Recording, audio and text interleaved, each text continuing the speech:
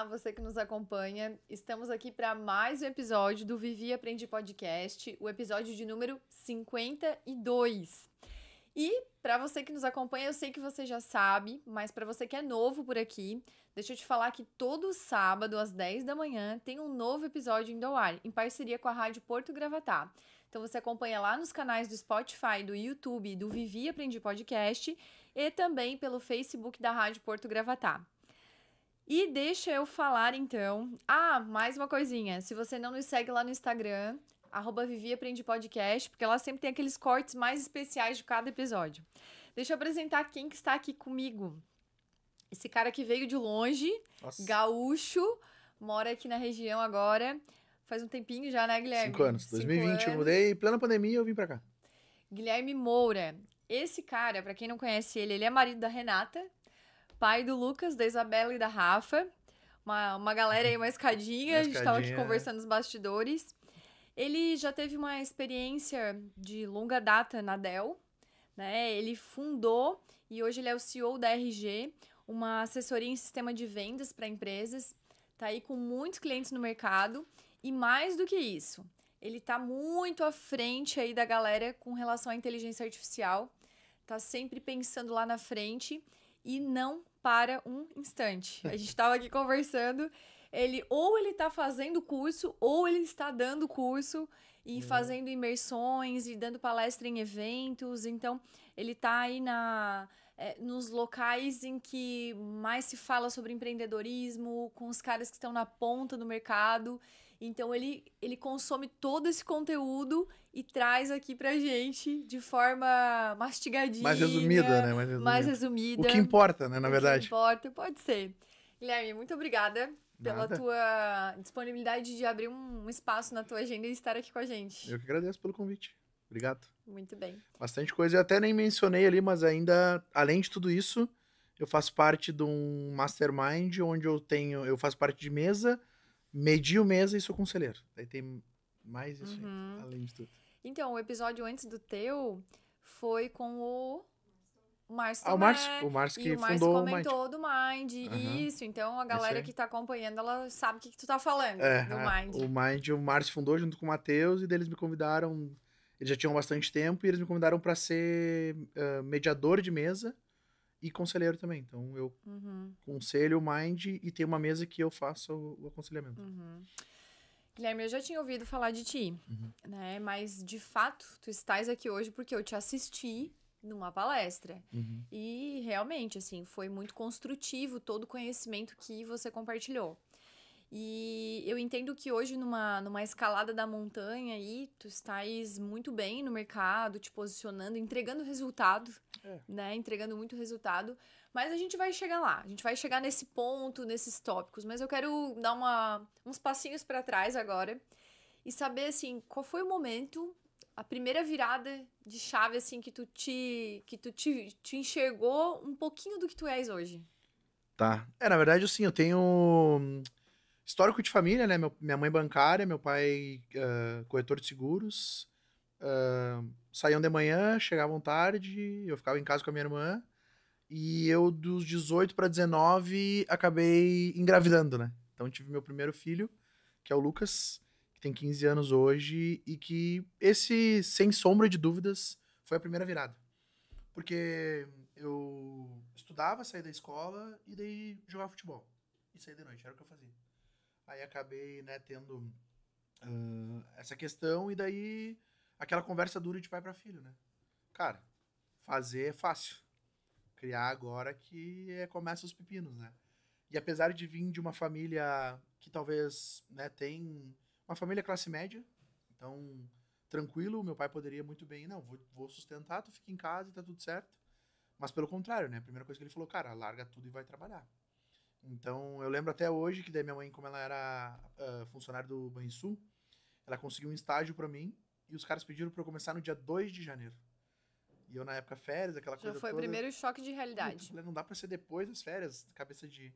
né, jovem ainda, querendo aproveitar a vida e tal. E a minha mãe, não, tem que começar agora. Né, o quanto antes. Aí entrei no Banrisul, fiquei lá 1 ano e pouquinho, saí de lá a convite pra uma outra empresa financeira e tal. Mas a primeira virada, certamente, foi a descoberta do Lucas e o nascimento dele, que foi sair de um guri pra virar um homem dizendo, cara, ou tu assume as coisas, ou... Então, talvez muito precoce também, né? Isso... Hoje eu tô com 35, e tô com 3 filhos, né? Então, assim... Mas a primeira virada de chave, com certeza, pra ser o que eu sou hoje, tá relacionado com isso. Com isso. Essa maturidade que aconteceu na marra, assim. Plena clareza, que se não fosse isso, talvez estaria jogando, estaria saindo por mais tempo e tal. Claro que o pai e a mãe iriam forçar dado o momento, mas não tinha essa pressão, né? E a pressão, na verdade, quem colocou fui eu. Sim, sim. E tu sempre foi ligado em tecnologia? Então, eu sempre tive afinidade com computador.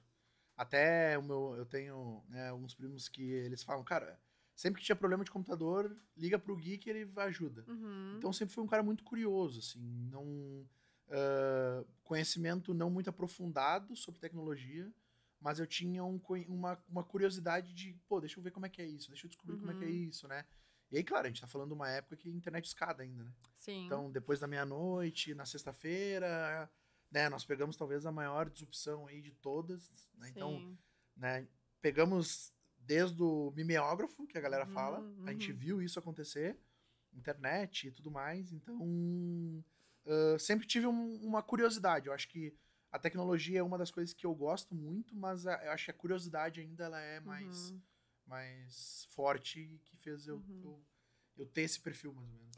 E a tua experiência na Dell, assim, o que ela significou? Quem era o Guilherme quando entrou e quem era o Guilherme quando saiu, assim? Assim, eu tive experiências profissionais, eu morava em Novo Hamburgo, né, então sou gaúcho, mas morava em Novo Hamburgo. Eu trabalhei em Banrisul, Via Uno e na Pronto Doce, que era uma distribuidora de alimentos. Empresas de familiares, né? Não são familiares, a Via Uno era uma empresa grande, era a maior franquia na época, né? Multinacional, então saía em revista e tudo mais, mas com conceito familiar. Ela foi... Via Uno é de calçado. De calçado. Tá. Calçado, bolsa. Isso. Sim, Eles chegaram sim. a ser a maior franquia do mundo na época que eu tava lá. Olha Fazia só. parte do financeiro, enfim. Mas sempre com aquela visão de pequeno mundo, né? E aí, quando tu vai pra Dell, na época era... Globalmente, a gente tá falando de 110 mil funcionários. Uma empresa americana, com um olhar americano pro negócio, que o olhar americano, ele é muito 01. E eu lembro até hoje, eu tenho diretores que a gente montava gráficos, né? Eu fazia parte de... Eu comecei lá fazendo ordem de processamento, depois eu saí e fui pra analista de negócio. Mas eu tinha um diretor que ele olhava assim, e ele falava, se é verde é bom, se é vermelho é ruim. O americano, ele é muito direto, objetivo, ao ponto, não precisa enrolar. Ele quer saber, ó, é isso aqui, assim que funciona. E eles têm uma coisa que é muito forte, por isso que talvez, né, uma das potências maiores do mundo é que eficiência, né? Então, por exemplo, quando eu cheguei lá, tinha toda a documentação, e quando abrisse uma função nova, eles sentavam no teu lado e, vamos ver em quanto tempo tu faz isso. E apertavam um cronômetro. Aí, tu demora 30 segundos para copiar daqui e jogar para lá. Beleza, faz todo o processo aí, dura 5 minutos. Aí eles iam no do lado, no do lado, no do lado. Qual é a média que a gente quer e como é que a gente consegue fazer? Beleza, então a gente vai aceitar que para fazer esse processo é 3 minutos, tu consegue fazer tantos por dia, no final do dia tu tem que fazer tantos. E acabou. Então, assim, essa visão mais processual da Dell, quando eu cheguei lá, que foi algo que realmente eu falei assim, cara, existe um mundo que eu nem imagino, né? E eu lembro até hoje também, o Sandro, ele fazia parte de automações em 2011, pra ter uma ideia. Foi a primeira vez que eu tive contato. Eu cheguei na Dell, eu fazia parte de processamento, que era pegar o pedido do time de vendas, validar se estava de acordo com o que a Dell tinha de regras e colocava para produção. Esse era o nosso trabalho. E a gente tinha uma meta de 30 ordens que a gente chamava, que é pega o pedido, valida e bota na outra plataforma. Valida, bota na outra plataforma. Então, nós éramos em 90 e poucas pessoas, mais ou menos. Então, acabou que isso era o meu dia a dia. E eu cheguei lá e eu vi o Sandro sentado com 3 computadores e os computadores se mexendo sozinhos, em 2011. Nunca tinha ideia. Eu falei, cara, que loucura é essa? Ele, cara, o nome disso é macro, tu faz dentro do Excel, mas se tu quiser eu posso te ensinar. E ele começou a me ensinar e eu comecei, tá, beleza, o meu processo é esse. Se eu tirar um Ctrl+C, Ctrl+V a menos, no final do mês eu tenho... Minha mão não tá com cãibra, né? Então eu consigo fazer algumas coisas nesse sentido. E aí foi se tirando. Dado o momento, a nossa meta era de 30 ordens. Eu automatizei o meu processo. eu chegava a gerar 1.500, 1.700 por dia. Automatizando, já na época, né? Então a Dell foi meu primeiro contato com essa coisa mais tecnológica, com esse olhar processual e essa cobrança de, cara, é isso aqui que tem que fazer, a galera faz isso e assim que funciona. E quando e por que a tua decisão de fundar a RG?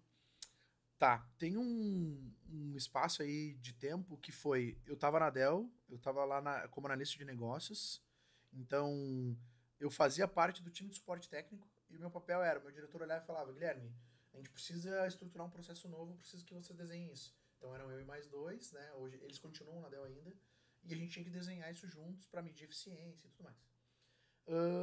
Só que 2016 eu passei por uma separação. Então eu já tava com a minha segunda filha, que é a Isabela. E eu passei por uma separação e eu tava naquele momento de reconstrução, assim, bem de onde é que eu vou, o que eu vou fazer, vou começar de novo, não vou começar, enfim, várias coisas, né? E eu lembro que na época o meu próximo passo dentro da Dell, e era uma coisa que a gente já vinha conversando, era ou uma evolução no Brasil ou uma possibilidade de trabalhar fora. Panamá, né? Que é a primeira parte, depois é para os Estados Unidos. Eles têm base ali. Então, na época era aquela coisa, tá, mas vale a pena? Vou ficar longe dos meus filhos, né? Então, apesar de ter me separado, eu levava na escola, eu buscava na escola, eu tinha todo esse acompanhamento, eu era presidente da PMN da escola. Então, sempre fui muito próximo, apesar de, né, estar separado. E aí veio a motivação de, cara, eu acho que não, sei lá, não é o que eu quero. E o meu pai tava bem num momento de sair da carreira de corretor. Ele tinha 30 anos a corretora. E ele tava naquele momento de começar, sabe? Não quero mais, tô bem, tô estável e vou parar. Eu tinha feito o curso de corretor de seguros na época, uns 2 anos antes, porque eu falei, se der um problema na Dell, eu saio, assumo com ele e a gente toca o negócio. Aí eu falei pra ele, pai, tô pensando em sair da Dell, eu sei que tu tá querendo parar, vamos pensar em alguma coisa juntos e eu venho trabalhar contigo. Aí saí, fiz um acordo na época. E na Dell é um negócio engraçado, né? Porque como o americano ele é muito 01, 01, 01, a cada 3 meses tu tem uma avaliação de performance. Que eles te classificam entre se tu é muito bom, mediano ou ruim. Se tu é mediano ou ruim e tu for eleito ou classificado 2 vezes, a terceira tu entra num plano de desenvolvimento e se tu não avança é demissão. Então tu já sabe que vai ser demitido se tu não fizer alguma coisa. É muito claro isso, né? E eu vinha de várias sequências de ótimo. Então eu cheguei na minha diretora primeiro, né, a Roberta na época, eu falei, quero que tu me mande embora. Ela, cara, impossível. Eu não tenho nem o que justificar pro RH. Tipo assim, não tem como, vou mandar o Guilherme embora só se tu roubar, fizer alguma coisa, né? E daí ela falou, tu vai ter que conversar com o Eric, que é o diretor acima dela, né, que era o diretor da operação como um todo. Aí eu falei pra ele, a Renata, eu já tinha me separado há uns 9 meses, mais ou menos. Eu tava namorando e a minha namorada tava morando em São Paulo. E daí eu falei, não, fazia 1 ano que eu já tinha me separado. Aí ele falou, cara, não é uma conversa que a gente vai ter aqui, vem aqui em São Paulo, a gente troca uma ideia e daí eu vejo o que eu vou fazer. Eu nem sei se eu podia estar dizendo isso, mas depois a gente corta. Não precisa cortar, tô brincando.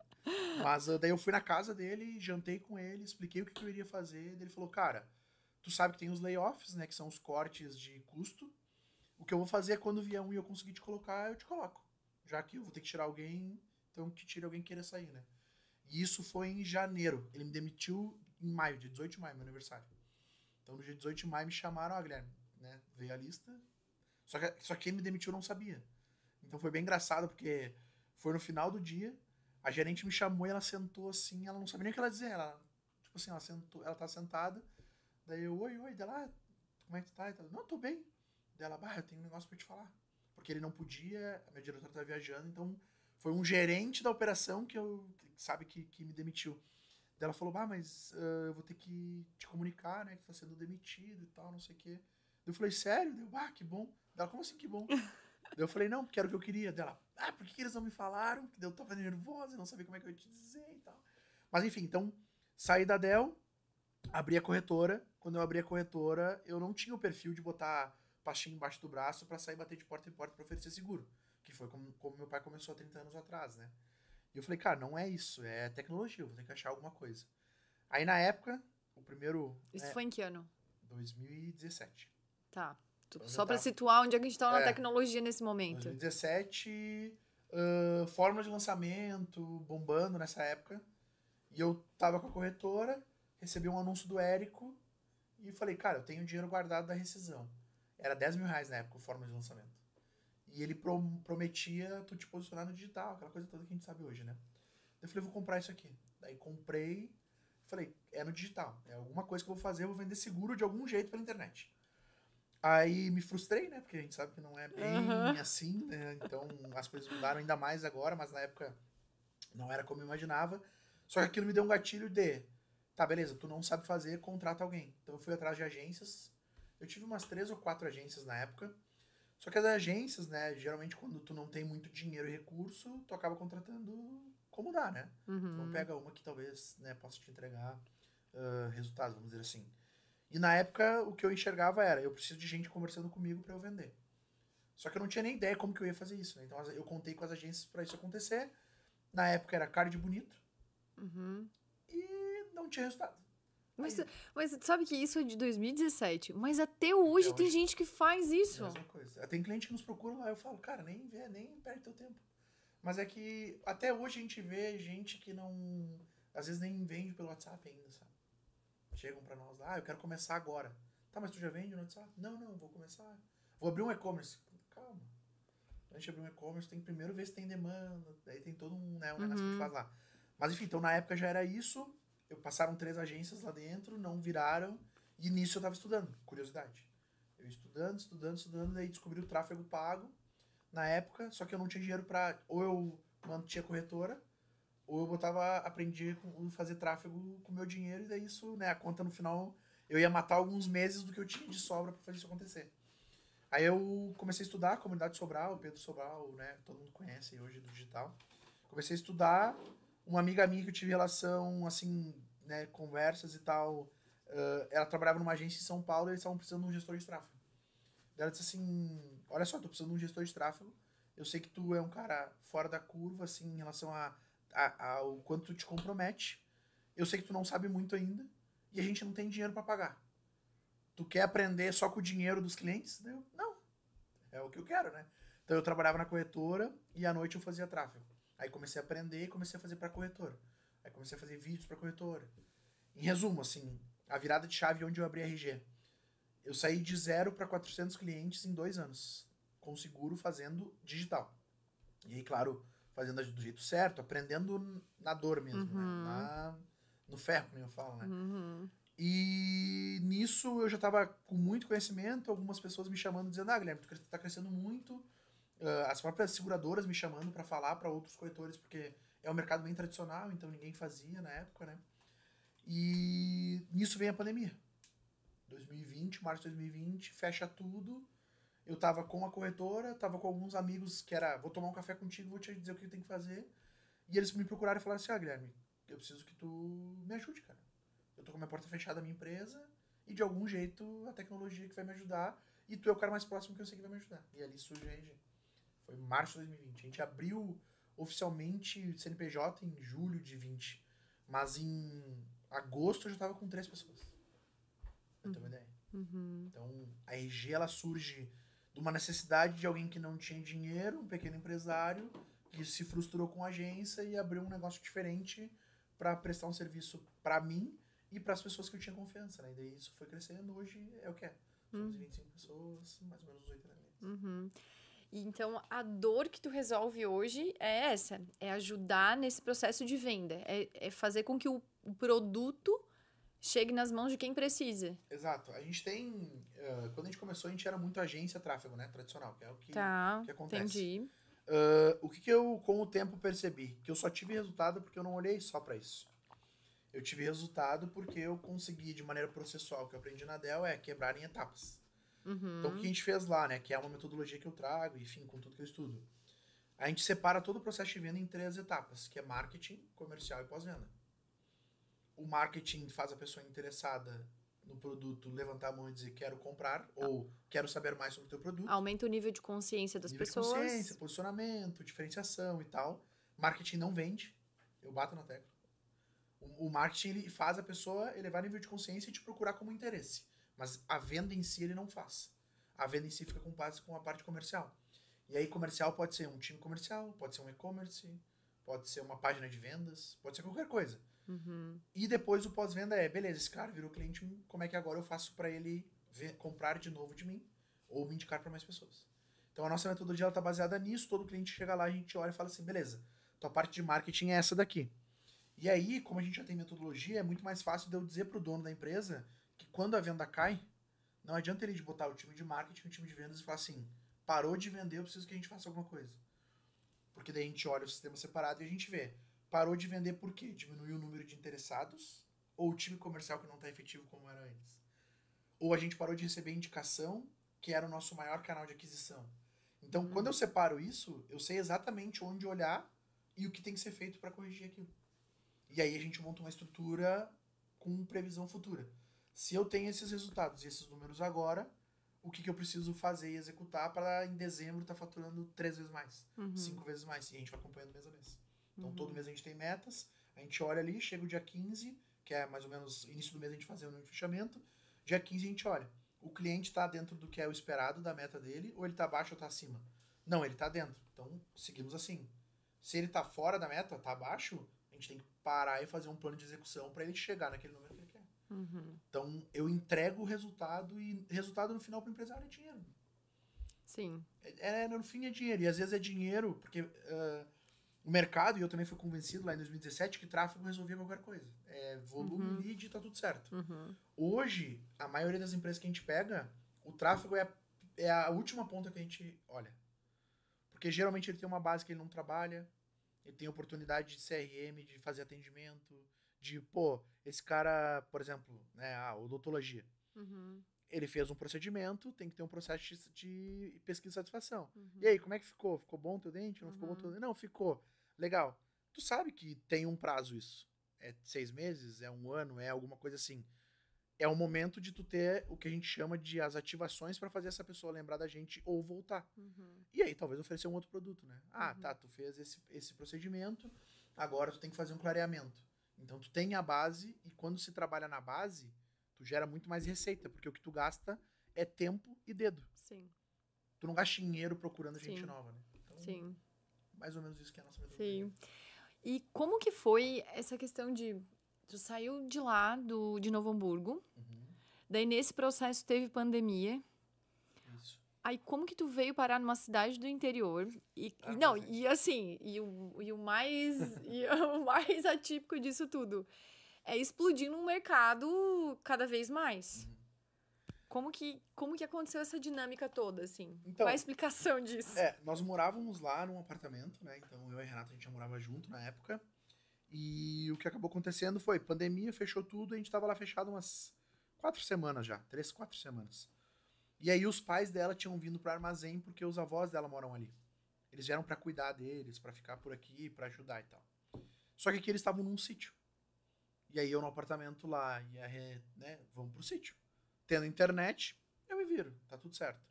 Então assim, e até um negócio engraçado, porque antes eu tinha pavor de vir para armazém. Porque não tinha internet e eu ficava assim, ó, em cima das pedras, em cima das casas, a Renata folga até hoje em mim, né? Aí, beleza, veio a internet, botaram a internet em casa, até falei pra ela, ó, eu só vou pra lá se eles botarem a internet na casa do teu avô, porque senão não tem como eu ir pra lá. Dependo disso, né? Era muito ruim pra mim. Aí, no fim, nos mudamos, ficamos nesse sítio, fomos ficando, as coisas foram acontecendo cada vez mais rápida e eu fui me adaptando. Então, hoje tendo a internet, até me perguntam várias vezes, inclusive semana passada, cara, por que tu não vai pra São Paulo? Que é o centro do mundo, né? E é lá que as coisas acontecem numa velocidade diferente, com muito mais dinheiro e tal. Hoje eu não troco o armazém por nenhum outro lugar. Porque eu sei que ali eu durmo com a porta aberta, eu vou no mercado, minha chave fica dentro do carro, eu saio do carro, volto do carro e tá tudo certo. Eu sei que, né, escola é uma educação diferente. Existe... Tudo que tem de ilícito existe em armazém, né? É pequeno, mas existe. Só que é controlado, é diferente de Porto Alegre, né? Diferente dos meus filhos não poder sair de casa. E assim, hoje, graças a Deus, a gente tem condições de, que nem agora, eu vou pra São Paulo, eu vou a Floripa, pego o voo, vou a Jaguaruna, pego o voo, vou lá, faço o que eu tenho que fazer e volto. Então, assim, eu chego em Porto Alegre, eu largo meu carro e eu ando de Uber. Porque eu já tô tão acostumado com o armazém que eu dirigir em Porto Alegre, eu dirigir em capital me dá agonia. Que é 2, 3 horas pra fazer um negócio que eu faço em 20 minutos. sabe? Então, a galera que é até engraçado, que, tem que ir a Tubarão. Cara, eu vou a Tubarão em 25, 30, no máximo. Não, mas não precisa vir, que é muito longe de Armazém. Não, isso aí é nada, perto do que a gente tá acostumado. Sim. Então, a história de cair em Armazém foi isso. E daí agora tu estás em Armazém, mas tu continua fazendo o caminho de indo para esses polos maiores, né? Eu não tenho nenhum cliente em Armazém. Conexão? Pois é, como que é essa tua conexão com São Paulo, com todos esses lugares que tu estás simultaneamente? Falou pra mim, tô em Foz, vou dar curso em São Paulo, fui chamado para participar da palestra em Gramado e tal. Como que é essa tua conexão, assim, com esse mundo todo? Então, como a empresa cresceu, assim, pra mim é bastante, né? Porque tem gente que, claro, fatura bilhões aí, tá tudo certo. Mas como a empresa cresceu bastante, eu entendi que uma parte do meu trabalho era eu atribuir a rotinas que iriam fazer as coisas acontecerem. Então, por exemplo, eu tenho rotina de participar de podcast. Tu tem que participar de evento. Tu tem que participar, eu tenho um calendário meu fechado, que eu sei, mês de maio tá fechado, mês de junho tá fechado. Daqui pro final do ano, que eu tenho pouca coisa ainda, porque eu nem comecei a mexer. Mas o meu início de ano já tava todo fechado no ano passado. Agendado, organizado. Então, é muito isso, é entender que essa é uma rotina que eu tenho que cumprir. De networking, é uma atribuição branding, da minha empresa. marketing. Isso. É uma atribuição da minha função lá dentro da RG. E que isso me conecta com as pessoas e me dá o acesso que eu preciso para trazer os clientes que eu quero atender. Então, por exemplo, eu não tenho nenhum cliente de Armazém. Nenhum. Não atendo ninguém lá. Não que não queira atender, não é por isso, é porque, na verdade, Armazém tem umas suas particularidades. É muito comércio e tal, então não se vê muito necessário o nosso trabalho, teoricamente, né? E aí, claro, não, corrigindo, tem um que a gente atende agora que é um e-commerce, que é a PUC, né? Eles criaram uma marca nova ali própria. Mas eles estão em Armazém, mas são de Tubarão, então, enfim. Mas é isso, assim, eu entendi que eu tenho que estar me relacionando com as pessoas, que é uma parte do meu trabalho, e que eu tenho que ter rotina, assim como as pessoas têm rotina para vendedor fazer ligação, para dentista fazer consulta. Eu entendi que o meu trabalho era esse. Então, o que eu fico fazendo? Eu fico buscando essas conexões verdadeiras, é claro, né? Porque é frase clichê, mas não seja interesseiro, né? Seja interessante. Então, eu sempre tive muito esse cuidado de estar genuinamente com parceiros que fazem sentido. Então, dentro do mundo digital, né? Tu tem vivido bastante sobre isso. Eu estava até ontem com a pessoal da Magazord lá em Criciúma. Plataforma de e-commerce. Existem infinidade de plataformas de e-commerce. Mas todas as parcerias que eu faço, eu gosto de fazer parcerias onde faça sentido e a gente seja próximo. Então, por exemplo, primeiro eu fui lá, conheci a empresa, depois eu apresentei meu trabalho, depois eu participei de um evento onde eu paguei para participar do evento, que é o acesso, né? Hoje em dia, acesso custa. Então, eu paguei para participar, botei o meu stand lá, aí agora me liberaram para palestrar, daí viram que eu palestro bem. Aí, palestra bem, o teu trabalho é bom, vou mandar cliente pra ti. Isso é tão importante de falar, porque assim, quantas pessoas pensam que tu ser chamado pra tal coisa, convidado pra tal coisa. Eu já vi o Alfredo Soares falando sobre isso, exatamente o que tu estás falando, de ele ter batido nas portinhas das pessoas, né, se exposto ao não. E daqui a pouco o jogo vira e tu é chamado e tá tudo certo, e daí abre uma porta aqui, uma porta ali, outra aqui. Por exemplo, agora vai ter FBV lá em Porto Alegre, né? A gente comprou o stand, mas a gente não tinha conseguido palestrar para palestra. E hoje eu já percebi que se eu não palestro, não faz sentido para mim ter stand. Medido. Eu meço quanto que eu boto de dinheiro, qual que é o retorno que eu tenho, faz sentido eu continuo, não faz sentido a gente corta. Então, participar de eventos onde eu não palestro, a gente não tem força de nome para as pessoas nos conhecerem. Aí a galera passa ali para pegar o brinde no fim do dia, se o brinde é bom, Sim. né? Então, por exemplo, o que a gente já combinou? Todos os eventos que a gente faz, eu tenho que palestrar. Por quê? Porque eu estudo muito para isso, eu treino muito isso, e que se eu subo no palco, o cara que não me conhece, ele sai querendo me fazer um convite de podcast, por exemplo. Porque eu entrego o que eu tenho que entregar, eu sou verdadeiro, eu não fico medindo as palavras, né? Então, quando a gente faz esses acordos, eu vou negociando assim. Por exemplo, eu vou participar da FBV agora, eu não iria palestrar, e o pessoal que está fazendo a curadoria são pessoas que há 3 anos eu tô tentando que eles me coloquem em algum evento. Olha e foi, não deu. E daí, algumas semanas atrás, eles me chamaram. Guilherme, teu nome foi citado para tu ser um palestrante da FBV. Eles nem sabiam que eu ia estar com stand. Pra tu ver. Então vai batendo, vai batendo, vai batendo. Tu vai ter que pagar, dado o momento, pra conseguir o acesso. Então, às vezes é tu comprar o produto do teu cliente pra ele ver que tu tem confiança no produto dele, pra ele te retribuir. Então... E é incrível esse teu olhar de métrica, de medir tudo, porque aí tu passa a fazer um marketing mais inteligente, né? Porque olha o que tu falaste. Se eu tiver um stand e não palestrar, eu não vou converter tanto cliente, eu não vou ter leads quentes. Tu tá esquentando os leads, na verdade, né? É isso aí.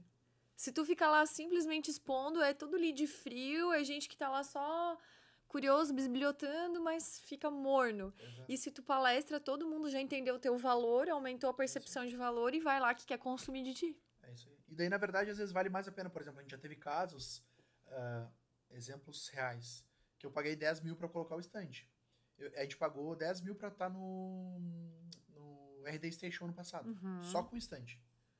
Eu não tive nenhum lead. Zero. Zero lead. Fora passagem de avião, hospedagem, a equipe, comida. Bota aí o dobro. Colocamos 20 mil. Hoje, eu prefiro pagar 20 mil e ter a palestra do que pagar 5 para ter com o stand. Tu consegue dar um outro exemplo nesse sentido? Vamos pensar aqui. Porque os nossos ouvintes, tem muito comerciante, tem muita galera que está começando a carreira, tem gente que já está com o seu negócio consolidado.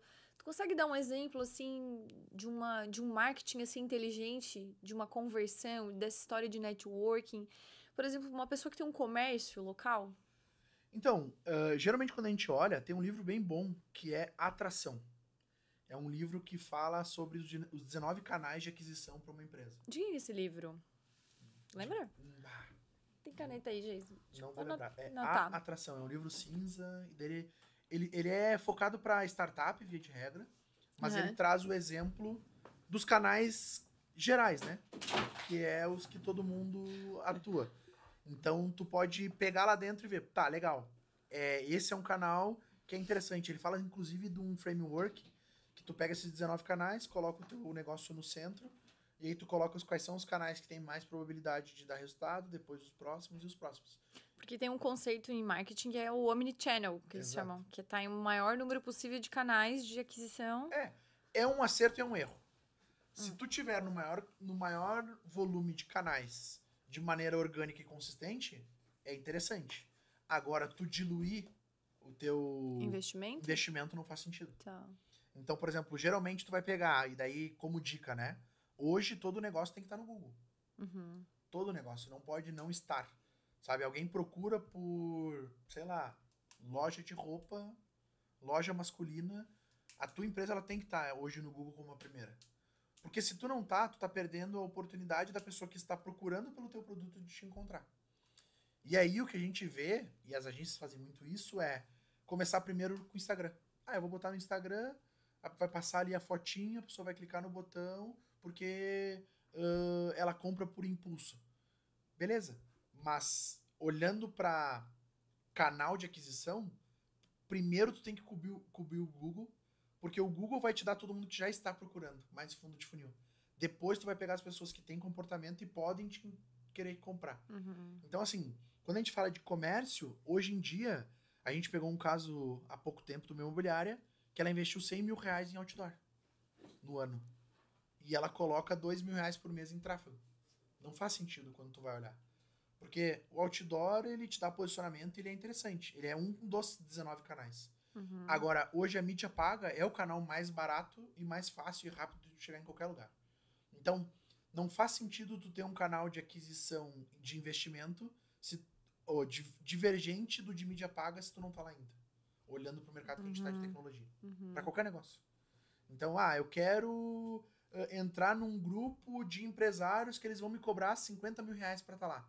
É interessante? Tu tem 50 mil? Talvez vale.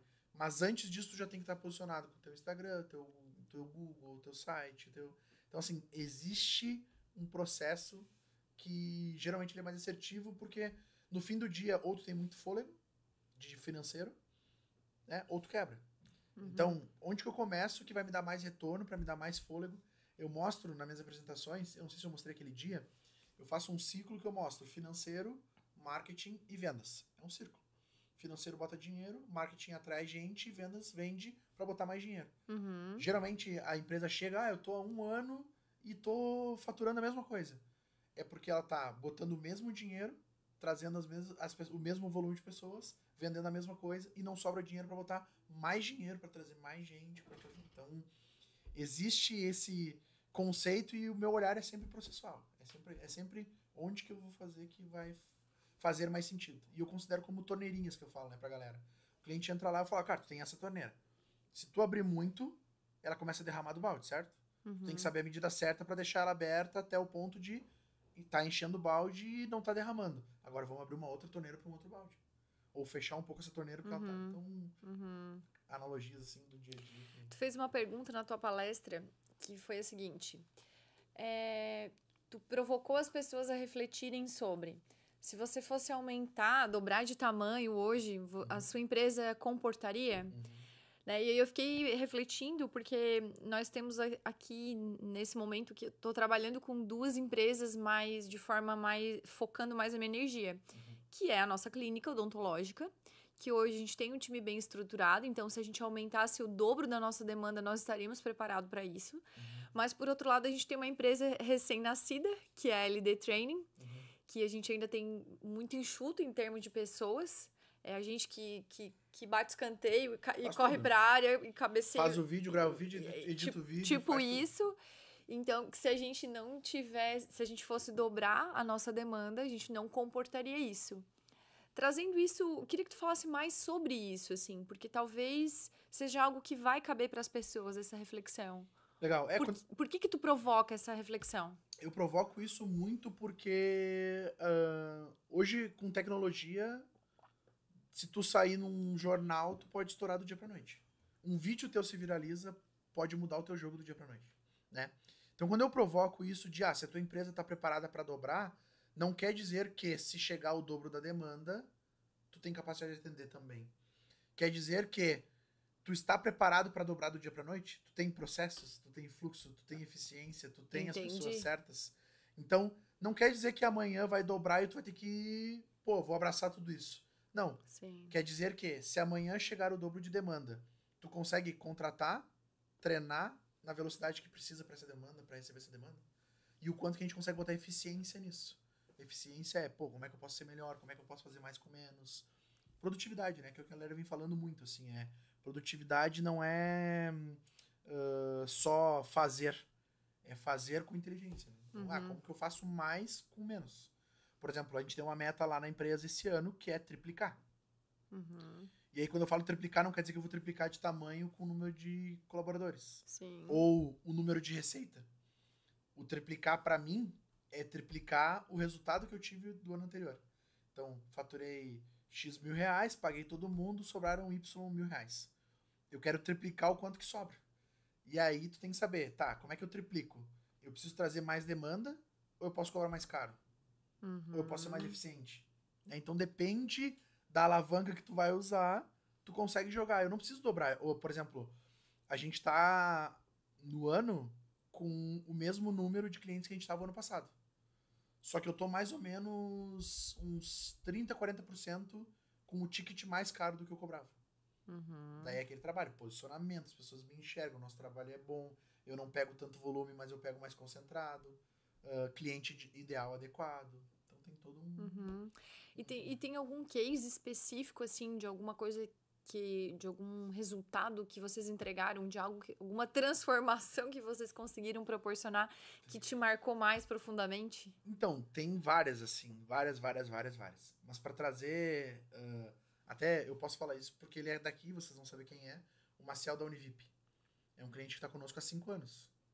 E quando ele nos contratou, ele contratou para abrir o e-commerce. Ele já tinha aberto o e-commerce e falou, agora eu preciso de uma equipe que faça isso rodar. Nossa, mudou muito o branding deles mesmo, assim, tudo. O posicionamento, tamanho, sim, produção, mudou tudo. Porque é aquilo, vai ajustando, vai trazendo demanda, vai alinhando, vai vendendo mais, vai botando para cá e tal. Então, até ele postou essa semana, se eu não me engano, eles cresceram 43% do ano passado para cá, em um mês. Então, o depoimento que ele nos deu, a gente vai soltar essa semana, ele cresceu 400%, desde que a gente começou até agora. E ele já não era pequeno. Porque crescer do zero para 40 é rápida. Sim. Né? Agora, Sim. crescer de vários milos para muitos milos é mais complexo. Então, ele é um caso que a gente pode citar, assim, que é um parceirão nosso, é daqui da região, a galera conhece, então fica mais fácil. Mas a gente atende, por exemplo, clientes que investem mais de 100 mil reais por mês, que faturam multimilhões, 50 milhões, 100 milhões. Tem desse nível também. Sim. Então, tem vários. É ajuste, e cada caso é um caso. Por exemplo, a gente pode pegar clientes que eles estão com problema de trazer clientes novos. Aí tem que trabalhar mais em marketing, mais comercial. A gente tem clientes que tem base de clientes de 1 milhão que está parado.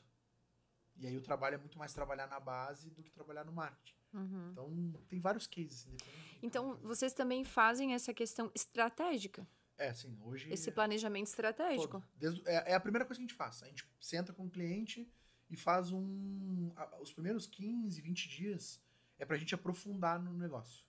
Então, a gente sabe... eu preciso que tu... Tanto é que quando a gente faz a proposta, eu já digo pro dono que ele vai ter que abrir faturamento comigo. Porque ele tem que entender que eu tô sentado na mesa com ele e a minha empresa e a dele agora somos um e nós temos que fazer chegar onde ele quer. Se ele não abrir faturamento, se ele tenta me esconder alguma coisa, daí não faz sentido pra nós. Sim. Porque tem vezes que ele vai falar, pô, eu quero fazer isso aqui, eu vou dizer, cara, não faça. Nós vamos pegar esse dinheiro aqui e vamos colocar lá. A gente já teve clientes, por exemplo, que chegaram pra nós que investiam 100 mil e a gente reduziu pra 60. Falando de marketing, a galera, tráfego, né? A galera, bota dinheiro que vai dar. Ele investia 100 mil reais. E a gente falou pra ele, cara, tem 40 mil que tá botando a mais. Não, porque não tem. Tem 40 mil que tá botando a mais. O que a gente fez? Reduziu e ele teve o mesmo resultado que ele teria colocando 100. Porque os 40 era sobra. Tava sendo mal gerido. Então, o nosso papel é olhar como se fosse nosso. Por quê? Eu queria que a gente tivesse feito isso quando eu contratei a agência errada, aquela coisa toda. Então, a cabeça é essa. E isso tem a ver com a frase que tu fala muito, quantos vencem se a gente vencer? Quantos vencem se a gente vencer? Essa é uma decisão bem importante, assim. Lá, 2020, eu tava atendendo 23 empresas sozinho. E aí a decisão aquela, eu sentei com a Rê e falei, Rê, nós temos duas possibilidades. Uma delas, eu começo a tirar os clientes menores e começo a atender só os maiores e a gente segue a vida junto e tá tudo certo, porque o dinheiro na época já tava tranquilo, vamos dizer assim, porque sozinho com 23 clientes eu já tava bem acima da média do mercado. E a gente é cristão, acredita muito que tem que fazer sentido a vida e tem que deixar legado, tem que fazer um monte de coisa.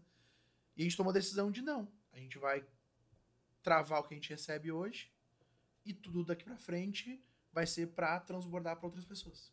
Então, hoje, até 2020, nós estamos em 2025, até hoje é assim. Então, eu digo que quantos vencem se a gente vencer, por quê? O trabalho que a gente faz impacta diretamente em empresas. Que tem pessoas abaixo, que tem família abaixo. E é assim que eu penso pra minha empresa.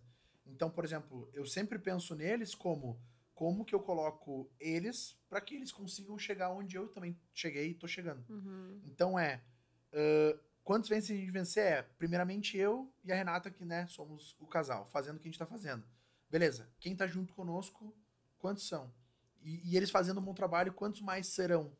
E assim a gente vai indo. Então, é o que eu aplico dentro da minha empresa. Esse é o nosso, posso chamar o nosso mantra, é o que eu falo. Eu tenho um quadro que eles botaram um quadro de toda a galera da RG e escreveram embaixo assim, quantos vencem a gente vencer? E eu tenho isso na minha mesa, porque é pra me lembrar que é por isso e não pelo dinheiro.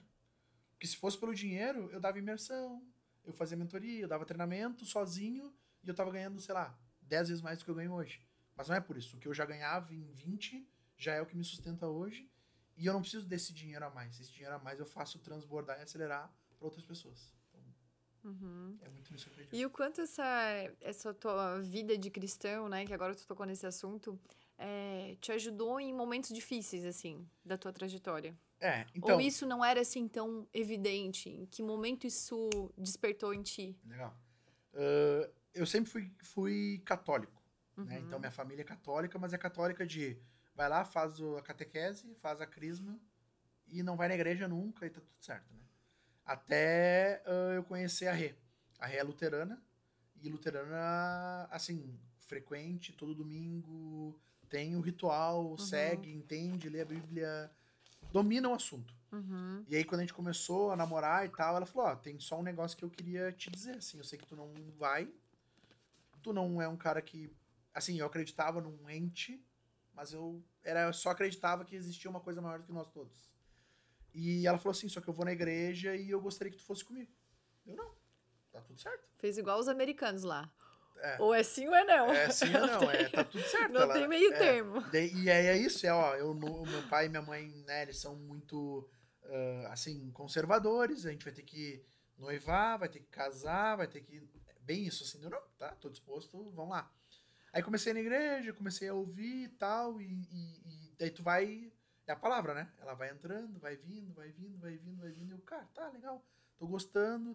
As dúvidas aquelas de, sabe, mas por quê? Mas, e os dinossauros? E um negócio aleatório, assim, sabe? Que é o que a gente que não conhece tem pergunta, né? Tem dúvida. E aí, ele é concunhado da Renata. Ele é pastor da igreja luterana e ele é marido da irmã da cunhada da Rê. Mas é próximo, assim, sabe? Uhum. E ele tem mais ou menos a nossa idade, então ele é um pastor que tem uma linguagem mais nossa. E ele coloca na tecnologia, ele consegue desenrolar. Aí assim. tu te conectou. Aí eu me encontrei e falei, cara, eu gosto muito do jeito que tu fala, como tu me ensina, o Lucas, inclusive, só pra você ter uma ideia, ele foi pros Estados Unidos, agora tá 1 ano lá, mas vai ficar 2. Ele foi fazer pós-doutorado, eu acho, em teologia, num livro específico da Bíblia, que parece que no mundo ele é um dos caras que só ele estuda, não tem mais quase ninguém, assim, da luterana, né? Então, com tudo pago, tá ele e a esposa lá e tal. Mas enfim, então comecei a conversar com ele e eu alinhei com ele, eu vou fazer a profissão de fé, né, que na luterana tem isso. Geralmente a profissão de fé pega o livro e vai lendo, em algumas semanas tu mata. A gente organizou para fazer uma vez por semana, 1 hora, levou 1 ano e 2 meses. Todas as semanas, e daí eu perguntando para ele, mas e por que isso? Uhum. Mas e por que aquilo? E o que é? E como que funciona e tal? Então, isso me aproximou muito e me fez ter consciência do que eu não tinha. Uhum. E aí, hoje, pela maturidade que eu tenho, e eu sei que não tá na minha mão e que não sou eu, Guilherme, que faço as coisas, eu sou simplesmente alguém que tem uma habilidade que usa a favor, né, de Deus. Então, o que me deixa tranquila, a gente até fala muito pra Rê, eu converso muito com ela sobre isso, é que se for pra ser, vai ser. Uhum. Inclusive, quando eu apresentei a abertura da RG desse ano, a gente faz um evento, final de ano e tal, eu apresentei a abertura, a gente começou, né, com quem vence, né, se a gente vencer, expliquei todo o plano e no final eu botei assim, se Deus quiser. Porque se ele não quiser, não vai acontecer. Uhum. Então, assim, é muito deixar nas mãos de Deus. Assim, a gente tem alguns negócios grandes pra fechar, inclusive eu tô nessa loucura também em função disso, e a Renata, mas tu não tá nervoso e tal, eu, cara, não. Uhum. Se for pra ser nosso, vai ser.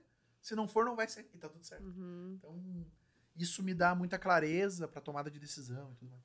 Eu tenho uma frase do Napoleão Hill também que eu li nesse ano, e eu fiquei com aquela frase muito também clara pra mim, que dizia assim, ore como se tudo dependesse de Deus e haja como se tudo dependesse de você.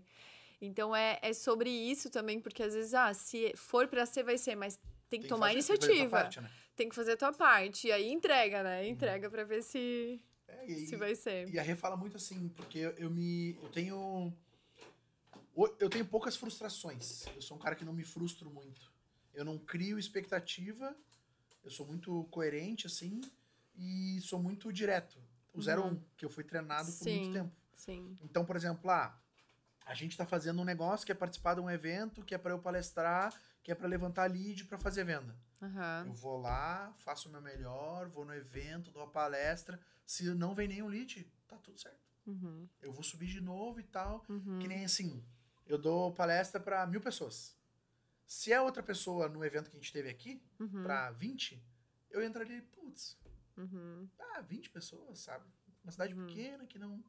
Mas não, eu vou lá e dou o meu melhor porque eu sei que aquilo ali é o que eu tenho que fazer e tá tudo certo. Sim. Então é bem isso, assim, Sim. A minha parte eu faço. Sim. Agora, né, e daí tá nas mãos de Deus o que vai acontecer depois daquilo. Sim. A gente tá chegando bem nos minutos finais já. Passa rapidinho, né? Passa rápido. A gente sempre fala isso. Eu sempre gosto muito de tentar entender a mentalidade de quem eu tô entrevistando e, claro, entender essa trajetória, né? E muitas vezes deu pra perceber ali que a tua dificuldade, lá naquele momento, quando tu foste abrir uma corretora, foi aquela dificuldade que hoje transformou o teu negócio. Então, tu teve que passar por aquele processo, tu nem sabia o porquê que tu estavas passando por aquilo naquele momento, mas foi o que acabou mudando o teu destino. E teve algum outro não na tua vida, assim, que serviu pra alguma coisa muito útil mais pra frente, assim? Que tu lembra? Não. Alguma frustração? Pergunta difícil, assim. Eu tentei, na época da Dell, eu tentei várias vezes. Isso foi uma, assim, na época, né, talvez não era tão maduro. Tive várias frustrações, porque eu fiz 4 tentativas de entrar na Dell e não tinha conseguido. E era um desejo de, não, eu preciso entrar numa grande empresa e tal. Então, isso foi uma coisa que talvez tenha me frustrado lá no início. Mas algum não... Eu acho que eu nunca falei sobre isso. Talvez vou revelar aqui. Mas eu sempre fui muito cobrado pelo meu pai. Olha só. E daí isso talvez seja... Assim, lembrando, é o maior não que eu tive de, tu nunca vai ter nada na vida. É o jeitão dele, né? Então, mas talvez seja o maior não que eu já tive. E aí? E hoje tudo certo. Transformou aquilo, aquela dúvida. No início era uma raiva de provar pra ele que o que ele tava falando era errado. E hoje eu consigo administrar e saber que aquilo me moldou. Uhum. E saber que tá tudo certo. Era o jeito dele, é o jeito que ele fala comigo, é o jeito que, pra ele, era o jeito de me incentivar, né? Talvez não foi o melhor, mas hoje eu tenho certeza que, pensando assim, o maior não que eu já tive, de tu não vai conseguir, se tu não te organizar, tu não vai fazer as coisas, sabe? Então, acho que assim, lembrando... Foi o teu gatilho de crescimento. Foi o meu gatilho de crescimento, pode ter sido. Acho que assim, lembrando... Sabe que essa história de gatilho aí, eu sei várias histórias de gatilho de gente que deu muito certo. Tipo, o Romário foi um deles. O Romário, ex-jogador de futebol, quando ele era criança, ele jogava pelada lá no bairro, e ninguém escolhia ele pra jogar. Ele era perna de pau, ele era o último a ser escolhido. E ele ficou com uma raiva daquilo, que ele ficava jogando, treinando drible, treinando, e foi o gatilho. Ele revelou isso um dia numa entrevista, foi o gatilho pra ele se tornar quem ele foi. Não sabia dessa história, mas é bem isso, assim, Claro que daí a gente tem que saber canalizar, né? Mas é que também vai muito da personalidade, porque tem gente que usa aquele gatilho pra não dar certo. E daí pra internalizar. Exato. Mas acho que assim, pensando, com certeza foi talvez o maior não, mas o que mais me impulsionou, e que hoje eu sei enxergar isso como sendo talvez o maior divisor, de repente. Muito bom, hein? Descobertas. Sempre tem umas revelações nesse podcast, não tá entendendo? É por isso que é Vivi, aprendi. Legal. Vamos lá, pergunta final, pergunta que não quer calar. Quando chega nesse momento, a gente sempre pede para o nosso convidado fazer uma reflexão sobre a sua vida, sobre a sua trajetória. Porque assim, a gente acredita que cada pessoa traz uma grande lição. Se fosse resumir tudo que você viveu, as experiências, os gatilhos, as frustrações, os aceitos, as conquistas, e resumisse numa frase dizendo: eu, Guilherme, vivi o que vivi e aprendi que... Olha, eu aprendi que a gente tem que crer em algo muito maior que nós, que é Deus, no primeiro momento. Que a gente tem que fazer o nosso trabalho e que a gente tem que ter dedicação e responsabilidade no que a gente faz. Acho que não medir esforços, né? Acho que é muito do que eu vivo, assim. Até tava falando ontem, eu cheguei 1h30 da manhã de Criciúma e hoje 5 horas eu tava no escritório. Era até louco, deu, não, mas é isso, eu sou isso.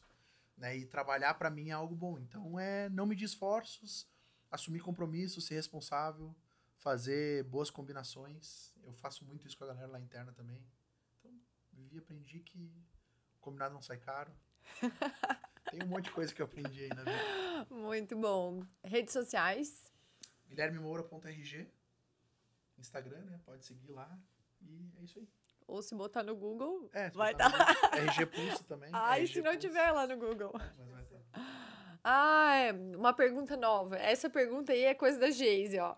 A Geise ela sugeriu pra gente sempre perguntar pro convidado, assim, se fosse pra você sugerir alguém que você gostaria que estivesse aqui no podcast, que você acha que merecia ser entrevistado e que teria uma mensagem, uma lição legal pra trazer pros nossos ouvintes.